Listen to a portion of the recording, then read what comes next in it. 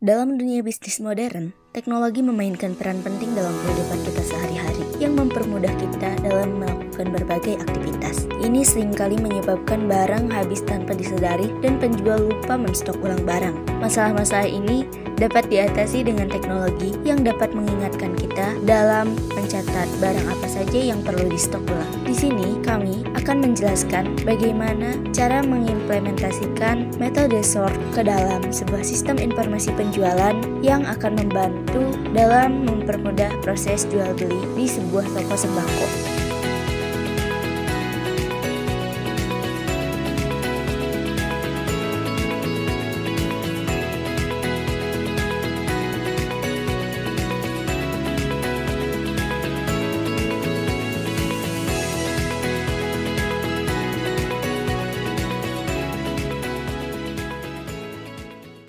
Halo, perkenalkan nama saya Karisma Nina Arifin dengan NIM 23110099. Oke, di sini saya akan menerangkan tentang sort.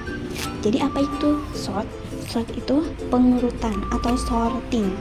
Jadi, sorting itu merupakan suatu proses buat pengurutan data dengan suatu aturan tertentu, sehingga tersusun secara teratur sesuai dengan aturan tersebut. Jadi, fungsinya sorting itu proses buat mengurutin data agar teratur. Nah, pada dasarnya tuh ada dua macam. Yang pertama digunain tuh yaitu ascending, dan yang kedua descending. Nah, ascending itu adalah proses pengurutan data dari data yang paling kecil sampai data yang paling besar. Berarti diurutinnya dari yang kecil dulu sampai ke besar. Nah, descending itu adalah proses menurunkan data dari yang paling besar sampai data yang paling kecil. Proses yang terjadi dalam pengurutan data adalah proses perbandingan data dan pertukaran data. Halo, saya Elia Denada. Di sini saya akan sedikit menjelaskan mengenai selection sort. Nah, apa itu selection sort? Selection sort adalah suatu metode pengurutan yang membandingkan elemen yang sekarang dengan elemen berikutnya sampai ke elemen yang terakhir. Jika ditemukan elemen lain yang lebih kecil dari elemen sekarang, maka dicatat posisinya dan langsung ditukar. Konsep proses selection sort adalah mencari atau memilih nilai terkecil dan menukarnya dengan elemen paling awal atau paling kiri pada setiap tahap. Proses sort dilakukan tahap per tahap menurut Yahya 2014. Nah, bagaimana selection sort bekerja? Dalam beberapa langkah.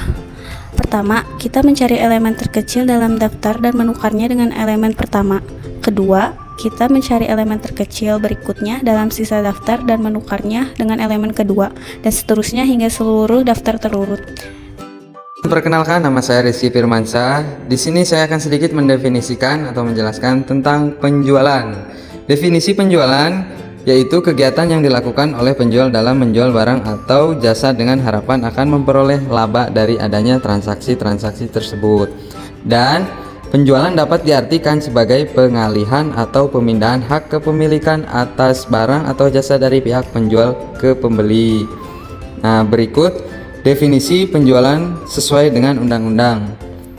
Yang pertama, ada kepatuhan terhadap hukum dan regulasi. Penjualan harus mematuhi semua peraturan dan regulasi yang berlaku di Indonesia, termasuk Undang-Undang Perlindungan Konsumen UU No. 8 Tahun 199, Undang-Undang Perdagangan UU No. 7 Tahun 2014. Dan yang kedua, ada transparansi dan kejujuran. Informasi yang diberikan kepada konsumen harus jelas, benar, dan tidak menyesatkan.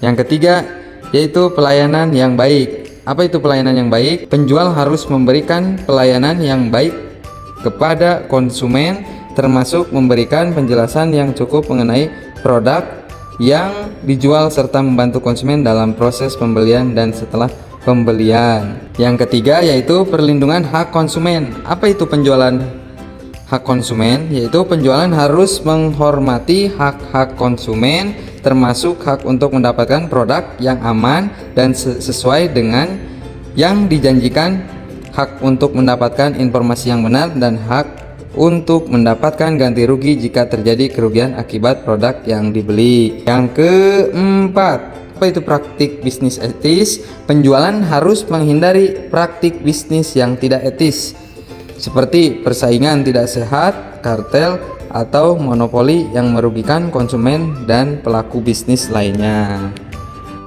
Perkenalkan, nama saya Syarul Hidayatullah. Di sini saya akan menjelaskan mengenai definisi sistem informasi. Langsung saja, menurut Sutabri 2012, sistem ini didefinisikan sebagai kumpulan dari unsur komponen maupun variabel yang terorganisir dan saling berinteraksi, serta bergantung satu sama lain.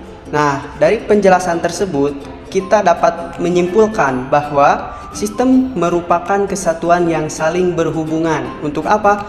Untuk melaksanakan kegiatan tertentu secara bersama-sama. Misalnya dalam rangka mencapai suatu tujuan. Nah, kemudian di samping terdapat gambar mengenai komponen sistem informasi, yang mana unsur dari komponen sistem informasi ini, yang pertama ada perangkat keras, kemudian perangkat lunak, prosedur, jaringan dan komunikasi, basis data, dan orang. Nah, setelah kita mengetahui apa itu penjualan, apa itu sistem informasi, selanjutnya di sini saya akan menjelaskan mengenai sistem informasi penjualannya. Nah, di sini menurut Rudy 2010, sistem informasi penjualan ini diartikan sebagai teknik pemasaran berbasis web dan internet yang digunakan untuk mencapai sasaran dan mendukung konsep pemasaran yang modern. Agar apa? Agar perusahaan dapat memasarkan produk atau jasa secara cepat untuk dapat dikenal oleh masyarakat luas. Mengenai penjelasan produk atau jasa yang lebih terperinci yang dapat membantu pelanggan untuk mendapatkan informasi yang diinginkan. Halo, nama saya Hakam dan sekarang saya akan menjelaskan analisis sistem informasi penjualan sembako. Sistem informasi penjualan merupakan suatu sistem informasi untuk mengelola data-data dalam melakukan transaksi penjualan. Sistem informasi ini dapat mengelola data barang, data supplier, data customer, data penjualan, dan data pembelian. Lalu saya akan menjelaskan diagram proses penggunaan sistem informasi penjualan. Yang pertama ada interaksi antara admin dan sistem. Yang pertama, admin mengklik menu barang masuk, lalu sistem menampilkan data barang masuk. Klik tombol tambah, lalu sistem menampilkan form barang masuk. Lalu admin menginput form barang masuk. Terdapat validasi di sini dengan dua opsi, ya, iya, dan tidak.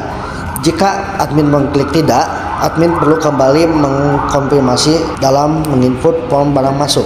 Jika admin mengklik iya, sistem menyimpan data tersebut ke dalam database.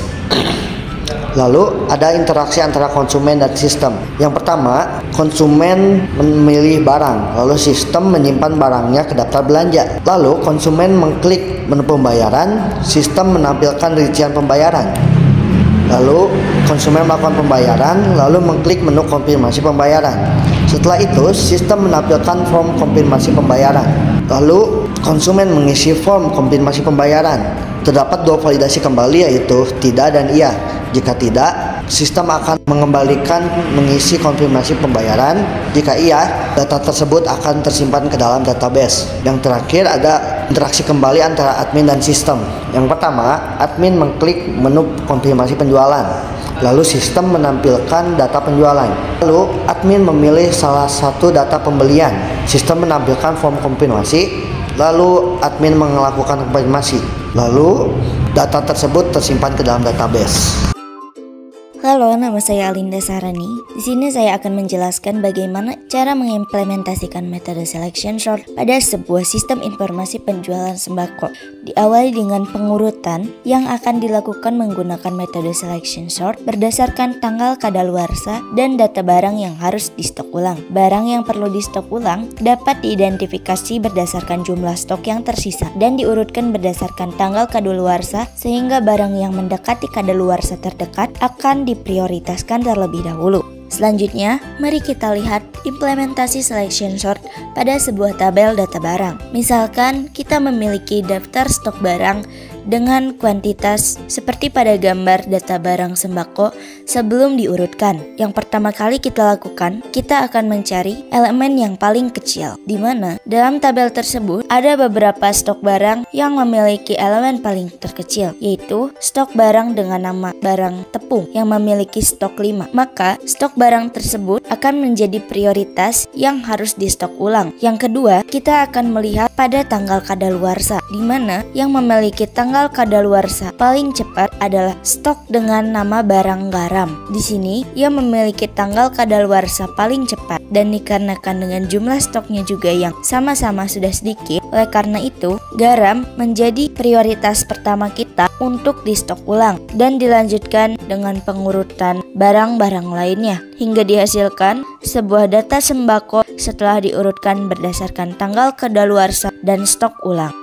Demikian penjelasan kami tentang implementasi metode selection sort pada sistem informasi penjualan sembako. Terima kasih telah menyaksikan video ini. Kami berharap informasi ini dapat bermanfaat bagi kita semua.